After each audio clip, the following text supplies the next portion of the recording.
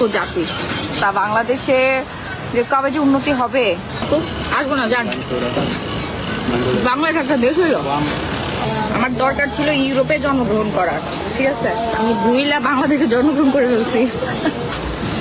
কিরে ছোট লোকরা, তোরা সারাদিন এইভাবে কমেন্টই করতে পারবি, জীবনে তোরা কোনোদিন এখানে আসতেও পারবি না, ঠিক আছে, এই ধরনের ড্রেসও পরতে পারবি না, তোদের জামাই কোনোদিন তোদেরকে এখানে নিয়েও আসবে না, এই জন্য তোদেরকে জেলাসি করার জন্য আমি লাইভে আসছি। ছোট লোকগুলো কালকে আমরা মালয়েশিয়া থেকে আসছি, ব্যাংককে নামছি ফুকেটে আসার জন্য আবার ফ্লাইট ধরতে হয়েছে।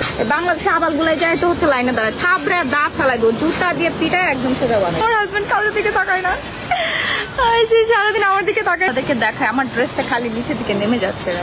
তো জঘন্য জাতি হচ্ছে আমাদের দেশের মানুষ, এদের একটা কুত্তার মনও অনেক ভালো।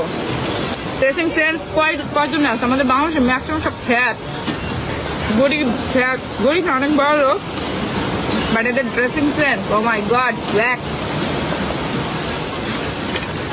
একদম স্টাইলিশ না।